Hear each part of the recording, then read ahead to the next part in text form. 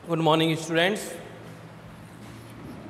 10th class के students का JD की डिजिटल क्लासेस में बहुत बहुत स्वागत है। नमस्कार बेटा, कैसे आप सब? आप देखिए, क्लोजेस पढ़ रहे हैं हम। क्लोजेस में हमने क्या सीख रहा था कि सिंपल क्या है, कंपाउंड क्या है, कॉम्प्लेक्स क्या है, डेफिनेशन के वाइज, यानी डेफिनेशन यानी परिभाषा के अनुसार। अब हम बात कर रहे हैं कंपाउंड सेंटेंस की, कंपाउंड सेंटेंस की। तो कंपाउंड सेंटेंस संयुक्त वाक्य होता है, संयुक्त वाक्य होता है तथा और इसको जोड़ने वाले जो कंजक्शन होते हैं कंपाउंड सेंटेंस को जोड़ने वाले, वो हम उसको बोलते हैं coordinating, coordinating conjunction.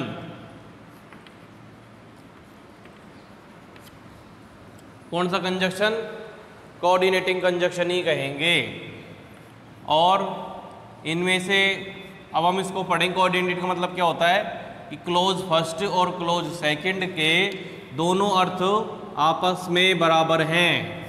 For example, Ashok sent a message and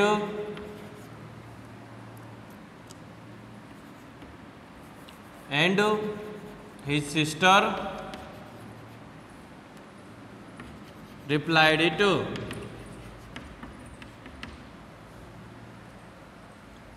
तो अशोक ने एक मैसेज भेजा और उसकी सिस्टर ने जवाब दिया। तो इस प्रकार से ये कंपाउंड सेंटेंस है। इसमें क्लोज फर्स्ट और क्लोज सेकंड दोनों अपने अपने अर्थ के लिए बराबर स्वयं पर ही निर्भर है। The both clause first and clause second are independable for its own its self regarding its meaning, because if you remove this sentence from here to up to here, then this sentence has its own meaning. इसका खुद का कोई मतलब है। ये उसकी जब बहन ने जवाब दिया, ठीक है दिया, हमें पता ही नहीं इसका भी इसका कनेक्शन है, वो तो हम बता रहे हैं आपको सामने से, है ना। और फिर इसको पढ़ लो अलग, अशोक ने एक मैसेज भेजा, ठीक है भेज दिया, हमें इसका कोई लेना देना ही नहीं है। मगर हम अगर चाहते हैं इनको दोनों को जोड़ना, तो एक ऐसा कंजक्शन हो जो, जैसे भी यहाँ पर एंड है, तो ये कोऑर्डिनेटिंग कंजक्शन है जिसमें क्लोज फर्स्ट दोनों इक्वल होते हैं रिगार्डिंग मीनिंग, ठीक है। कोऑर्डिनेटिंग में जो फर्स्ट टाइप आ रहा है वो है कम्युलेटिव, COMULATIVE, कम्युलेटिव कंजक्शन।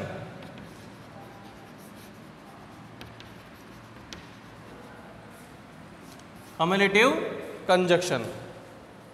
उसके बाद इसमें कंपाउंड सेंटेंस का ही पार्ट है ये, and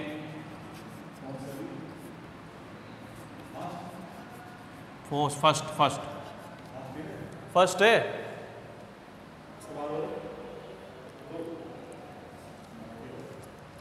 and both and,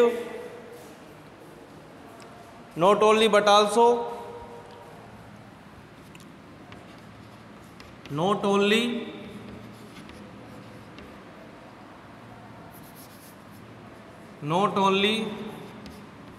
but also, and both and, not only but also, और as well as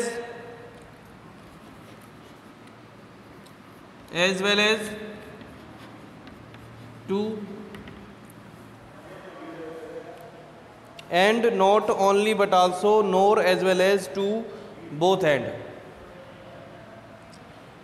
both and, not only but also, as well as to, ये है। अब ये क्या कम्युलेटिव कंजक्शन होता है। यानी परस्पर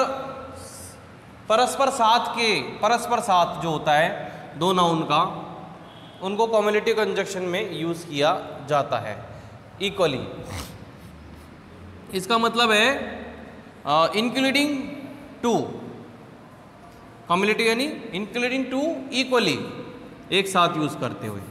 तो एंड का यूज कैसे करेंगे? सबसे पहले he is a teacher, he is a teacher, she is a doctor. Okay जी, एंड से जोड़ दो जी इसको, ये एंड से जोड़ दिया जी, ठीक है जी। नेक्स्ट क्या होता है कि ये टोटली डिफरेंट सेंटेंसेस हैं, इनका सब्जेक्ट, इनका वर्ब और इनका ऑब्जेक्ट तीनों अलग अलग हैं, तीनों अलग मीनिंग निकाल रहा है। जैसे अगर मतलब यदि कोई एक साथ हो तो मोनू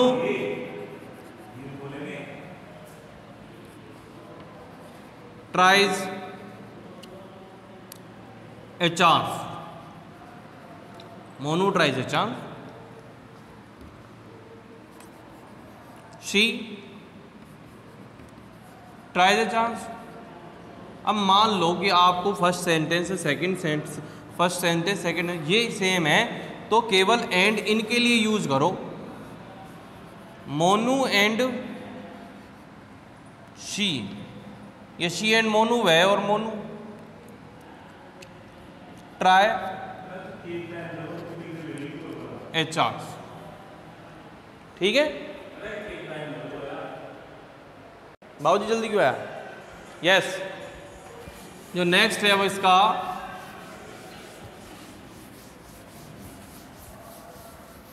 हम बात कर रहे हैं नॉट ओनली बट आल्सो का हो गया, कम्युलेटिव कंजक्शन का पार्ट है। ध्यान रखना, इस प्रकार से देखो, क्लोज से आगे हमने सेंटेंस पढ़े हैं, इसके टाइप है, सेंटेंस के टाइप हैं, उसके बाद कंजक्शन पढ़े हैं, ठीक है। अब सेंटेंस में हमने सब कंपाउंड लिया है, सिंपल हमारे आता नहीं है, ठीक है। कंपाउंड के बाद हमने कोऑर्डिनेटिंग कंजक्शन लिए हैं, ठीक है। कोऑर्डिनेटिंग में कम्युलेटिव चल रहा है भाई साहब, ध्यान रखना। देखो इस तरह से सीरीज को समझो, आपने सबसे पहले क्लोज लिया, सेंटेंस में कंपाउंड सीखा, कंपाउंड में कोऑर्डिनेटिंग लिया, उसके बाद हमने कम्युलेटिव कंजक्शन देखा। कम्युलेटिव कंजक्शन में not only but also complete हो गया। उसके बाद देखते हैं बोथ एंड। तो Rahul accepts a gift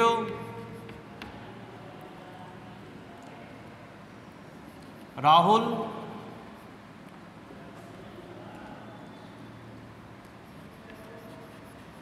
accepts a proposal, proposal,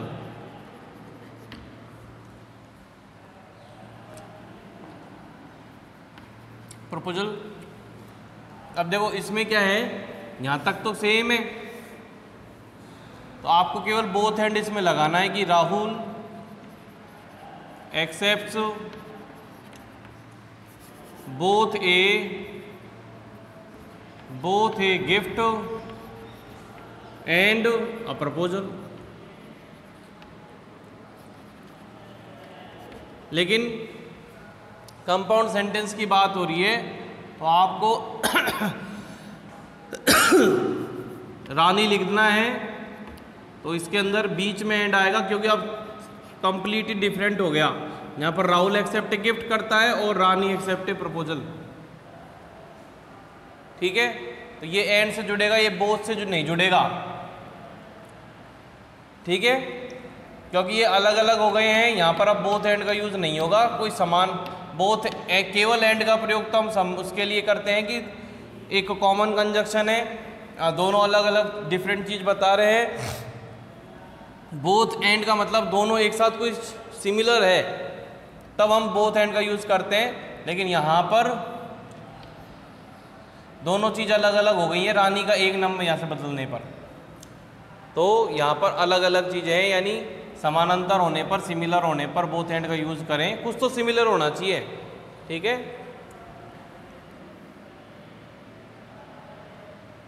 next बात करते हैं not only but also, both and हो गया, एंड हो गया, नोर हो गया, एज वेल एज। देखो एज वेल एज यानी साथ ही साथ, साथ ही साथ। ठीक है, इसको अपन एज वेल एज से जोड़ सकते हैं इसको, लेकिन एज वेल एज का मतलब भी कुछ सी सिमिलर होना चाहिए। जैसे राधा सिंग्स ए सॉन्ग,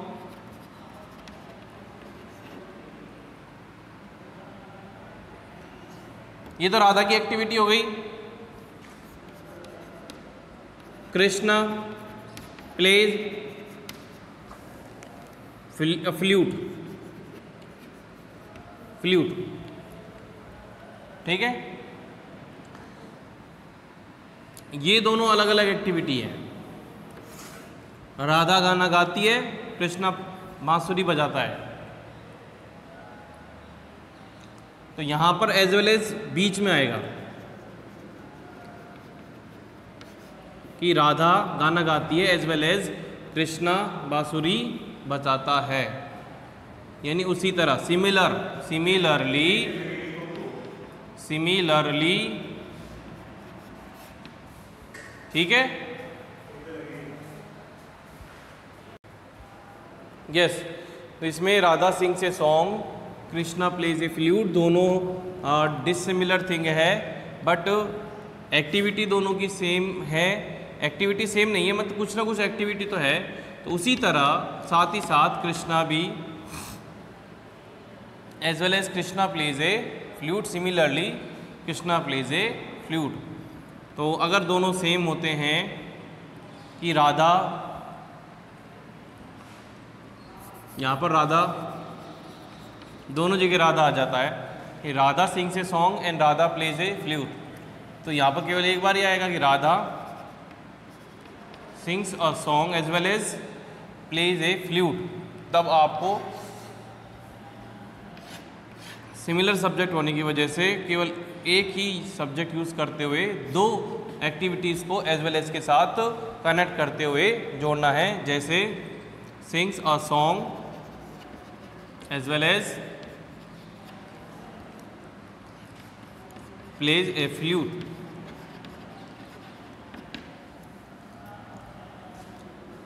ठीक है,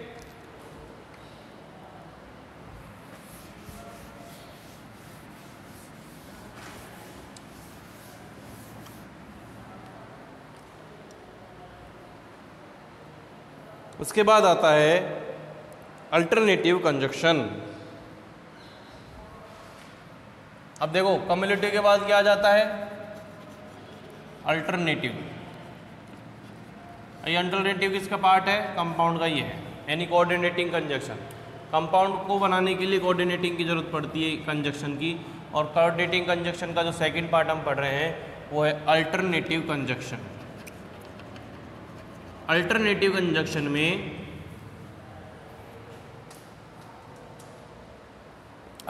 कंजक्शन में आइदर और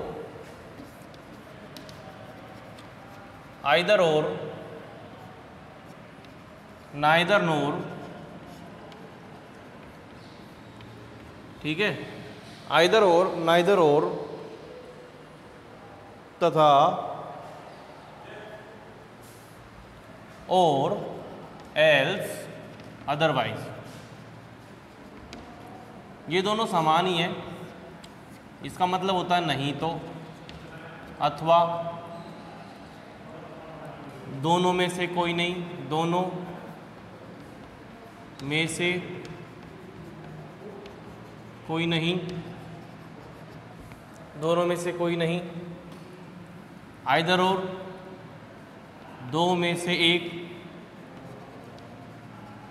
इसको देखो,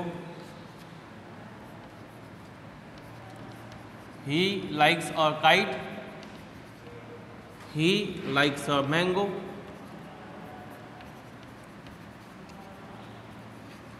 तो ये दोनों तो समान है यहाँ तक। तो आइदर और जोड़ दो कि he likes either A kite और मैंगो। क्यों जी?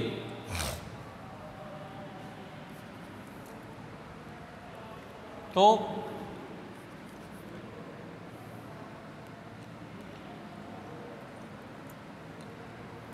इस प्रकार से आपका आइदर और हो गया, यानी दोनों में से एक, या तो वह या तो पतंग को पसंद करता है या मैंगो को, आइदर और में से। अब यदि नाइदर नोर, मतलब ये नेगेटिव सेंटेंस के लिए होता है कि he does not fly A kite, ठीक है, he does not play football.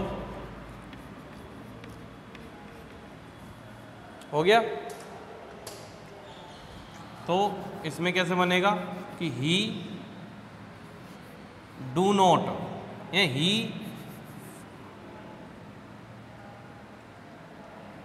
Neither, he neither flies a kite nor play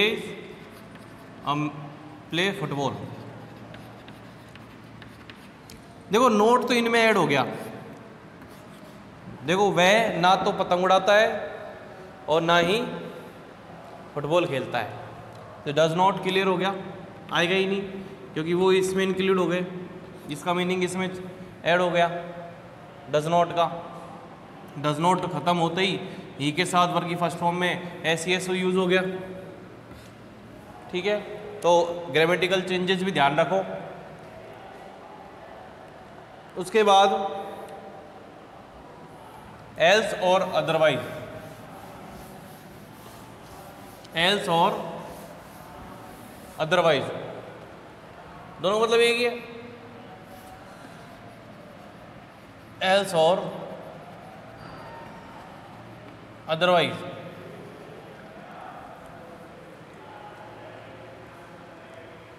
else और अदरवाइज का मतलब नहीं तो, नहीं तो, ठीक है। अब जैसे she must weep, she will die,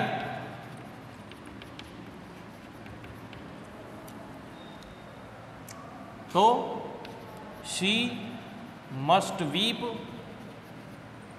else she will die, यानी या तो उसको रोना ही पड़ेगा, नहीं तो वो मर जाएगी। ये इसके नीचे आप अदरवाइज लिख दो, ठीक है। आप कह सकते हो कि give me my money on time, otherwise I will, otherwise I know, style में बोलो, I know how to get back,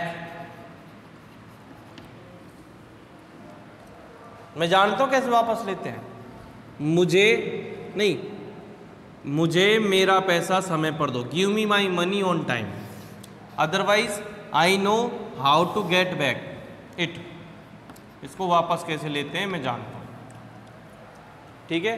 ये अदरवाइज का हो गया। तो ये आपके अल्टरनेटिव कंजक्शन का, ठीक है। अल्टरनेटिव के बाद आता है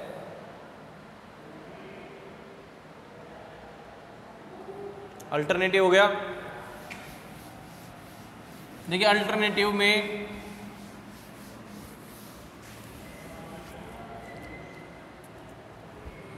जैसे कि Mohan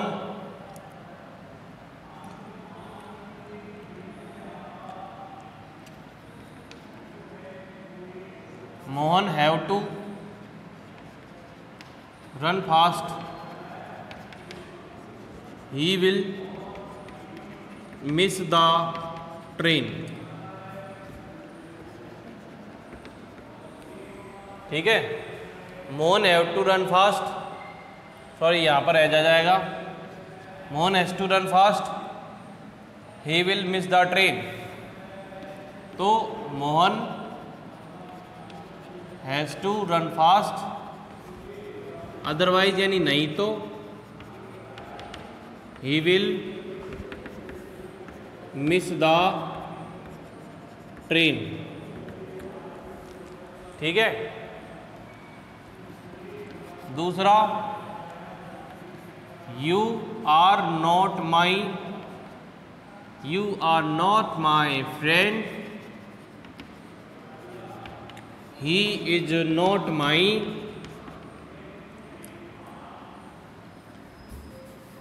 You are not my friend, you are not my brother।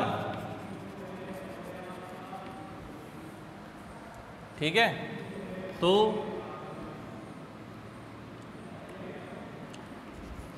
you are not, तो you are not तो हट जाएगा, you not के स्थान पर neither, you are neither my friend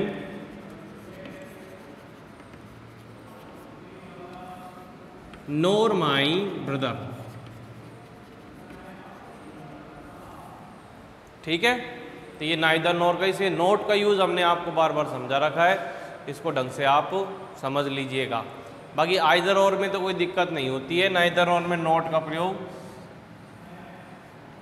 हट जाता है, वो उसका मीनिंग नाइदर में ऐड हो जाता है। तो आपको ध्यान रखना है, मैं बार बार समझा रहा हूँ, ये बच्चे भूल जाते हैं कि हम क्लोज पढ़ रहे हैं और क्लोज पढ़ते वक्त हमने कंपाउंड सेंटेंस लिया है। ठीक है, कंपाउंड सेंटेंस को जोड़ने के लिए कोऑर्डिनेटिंग कंजक्शन का जरूरत पड़ती है, कोऑर्डिनेटिंग कंजक्शन की जरूरत पड़ेगी। उसका हम कम्युलेटिव पढ़ लिया और कम्युलेटिव के बाद हम अल्टरनेटिव पढ़ रहे हैं। ठीक है, उसके बाद नेक्स्ट जो हम पढ़ेंगे वो कल बताएंगे नेक्स्ट वीडियो में। ठीक है, ये चीज़ आप ध्यान रखें।